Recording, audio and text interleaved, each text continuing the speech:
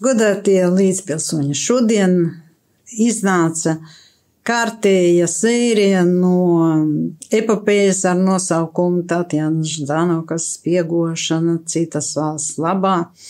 Ko es varu teikt? Pirmkārt, es nevaru pārbaudīt visas tas vēstules, kuras it kā nonāca Rail Baltica lietošanā, nonāca acīmredzam no svešu valstu speciāliem dienestiem, jo 19,000 e-mailu nekādīgi nevarēja izdabūt grupā, maza grupiņa, žurnālistu grupiņa un pētnieku grupiņa.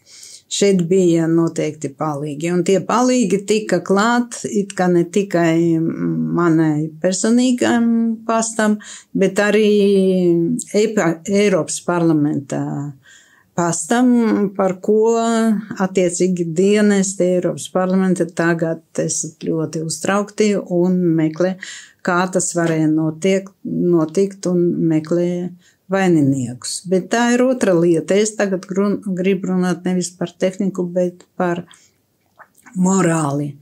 Ja mēs interneta pameklēsim tādus vārdus, lasīt svešas vēstules, uzreiz mums piedāvā 5.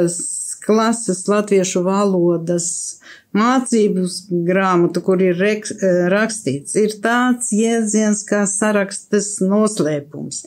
Nekad nedod svešiem lasīt tev rakstītu vēstuli un otrādi nelasi svešas vēstules.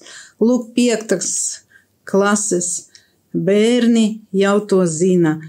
Diemžēl nezina Inga Sprindze un viņas līdzgaitnieki. Aritmetiskie arī šeit kaut kas nesanāk, jo 19,000 vēstulīt, kā par 5 gadiem, 5 gados ir 1825 dienās. Ja mēs dalām, iznāk 100 e-pastu, jebkurā diena, izskaitot svētku dienas un atvaļinājumu dienas. Tad 150, 200 darba dienās un tik daudz vēstuļu parasti atnāk uz Eiropas parlamenta deputātu pastu.